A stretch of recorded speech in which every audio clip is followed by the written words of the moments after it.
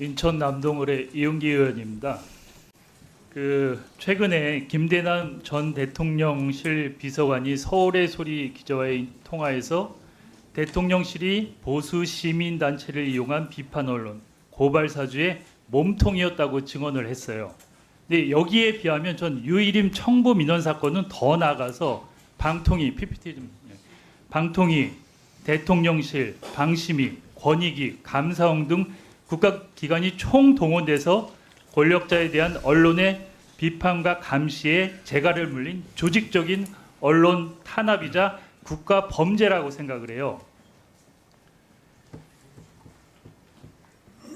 김정대 권익위 청렴정책 총괄과장님 나와주세요. PPT 좀 볼까요? 지금 유일임 청부민원 사건에 대해서 권익위는 제대로 조사조차 안 하고 방심위에 송부했고 셀프 조사 면죄부를 부여했어요.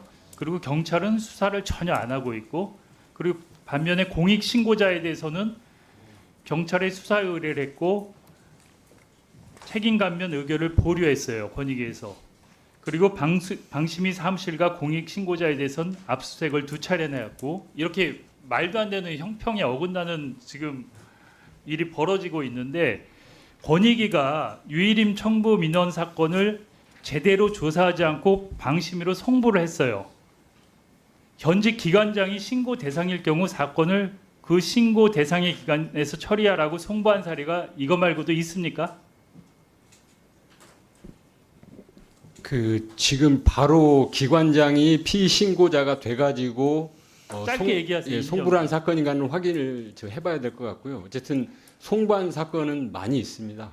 그리고 범죄 혐의자가 기관장일 경우 그 기관장에 대한 사건을 조사하라고 그 기관으로 보내면 상식적으로 말이 안 되잖아요. 그리고 이제 방심위 같은 경우는 유일임 위원장이 인사권자고 여기 감사실장, 부속실장, 사무총장, 유일임 위원장이 인사권을 갖고 있고 누가 봐도 다 유일임 위원장 사람처럼 돼 있어요. 그리고 저는 이분들 나중에 드러나갔지만 다 공범들이라고 생각하고 있어요. 저기 계신 분들.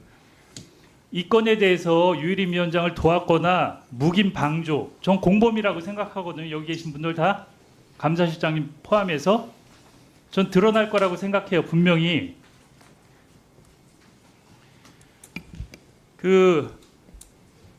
권익위 전원회의 회의록을 보면 감사원으로 이첩하는 것은 안 된다 그랬는데 왜 안 되는 거예요? 감사원으로 보내서 조사하게 하는 것? 저희가 수사기관, 감사기관, 조사기관 저희 법령에 따라 이첩하거나 송부하도록 필요하면 하는데, 감사원에 감사가 필요한 사항이라고 판단되지 않은 것으로 의결이 된 거라고 생각합니다. 아니, 판단은 할 수 있지만 누가 봐도 다시 방심위로 보내는 거는 어떤 결과를 국민들이 이해할 수가 없잖아요. 과정도 그렇고 결과도. 그래서 저는 그걸 왜 감사원으로 안 보내고 다시 방심위로 보냈나, 그 부분에 대해서 이건 뭐 고양이에게 생선을 맡긴 꼴이라고 생각을 하고, 홍영철 증인 좀 나와주시겠어요?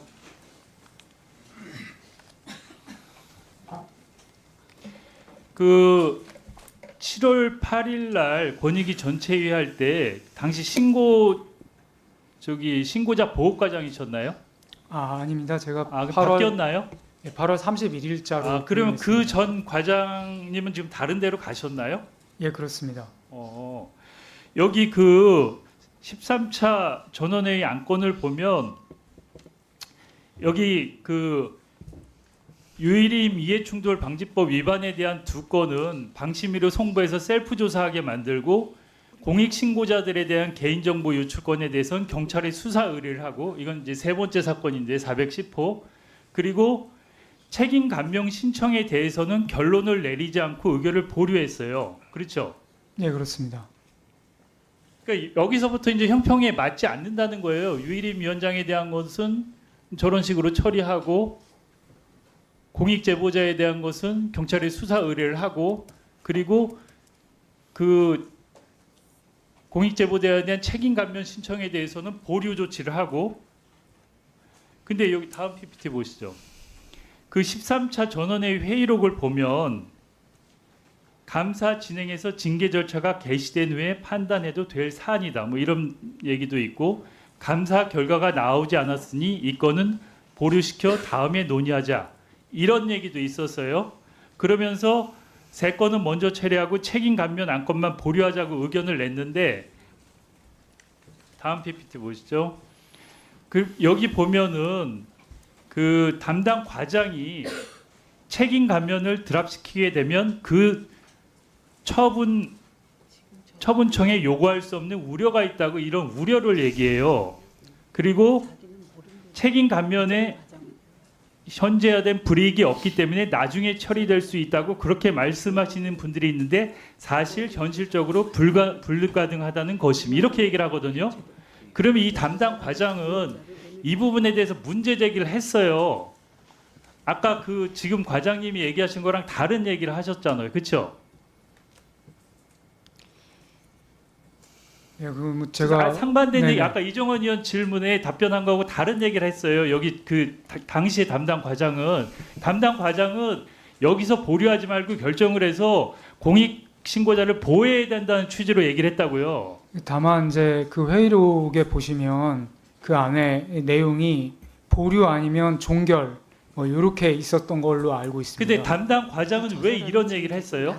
했다고 생각을 하세요? 제가 정확하게는 제가 아직 알 수 없는데 그 위원들이나 이 의견들에 보면 어쨌든 불이익 조치가 지금 어쨌든 책임 감면을 요구할 수 있는 액션이 없기 때문에 이걸 보류하자 이런 의견도 많이 있었던 걸로 알고 있습니다. 근데 이게 그 먼저 과장님은 이렇게 하면 현실적으로 나중에는 이거 불가능하다고 얘기를 하고 있어요. 네, 돌이킬 수 없다고 얘기를 하는 거예요. 나중에는 구제 방법이 없다는 식의 말을 하신 거거든요. 그렇지 않아요? 그래서 그 부분은 제가 여기 보면은 징계 처분이 있고 난 다음에는 책임 감면 요구를 못 하는 것으로 뭐 이런 식으로 또 말을 했어요. 회의록에 그 담당 과장께서. 그 부분 저기 제가 한번 이 회의록에 있잖아요. 현실적으로 보세요. 한번 예. 또 검토를 한번 해보겠습니다. 저 가서 제가 돌아가서 그러니까 제가 예, 파악하기로는 이 담당 과장님은 공익자 입장에서 분명히 얘기를 하신 거예요. 여기서 보류를 하지 말고 조치를 취해야 된다고. 그리고 어차피 결론은 위원들이 했지만 담당 과장은 자기 업무에 충실하고 공익자 입장에서 분명히 얘기를 했는데 묵살이 된 거예요. 그리고 지금 과장님은 좀 다른 얘기를 하고 또 계신 거예요. 이제 제가 다른 얘기를 하는 건 아니고요. 그 위원님들이 그 회의록에서 나온 얘기를 말씀드린 그리고 겁니다. 저 다음 PPT 볼게요. 그리고 이 중에 권익위원 중 한 분도 책임 감면을 의결해야 한다고 주장을 했어요. 회의록에 보면. 근데 이제 막상 그 위원님 그 책임을 감면을 요구를 해야 되는데 법에 따라서 그럼 징계나 행정 처분이 있어야 저희가 요구를 하는데 사실 징계나 행정 처분이 이런 액션이 없었기 때문에 구체적으로 저희 위원회에서 요구할 수 있는 아니 건이 근데 없었습니다. 여기 그 앞에 과장님은 징계 처분이 있고 난 후에는 책임 감면 이 부분에 대해서 이미 징계가 있으면 구제하기 힘들다는 취지로 얘기를 하셨다고요. 지금 온 지 한 달 되셨다 그랬죠? 네, 그렇습니다. 업무는 정확히 알고 계시는 거예요? 충실히 파악하려고 노력하고 있습니다. 저는 먼저 이 담당 과장님이 얘기한 게 설득력이 있고 어떤 공익 신고자 입장에서 좀 처리하려고 했다고 생각을 하고 전반적인 아니 더 드렸습니다. 2분. 예, 추가로 이미 추가 질의하시고요. 예, 드리겠습니다. 잠깐만요. 그 이훈기 위원님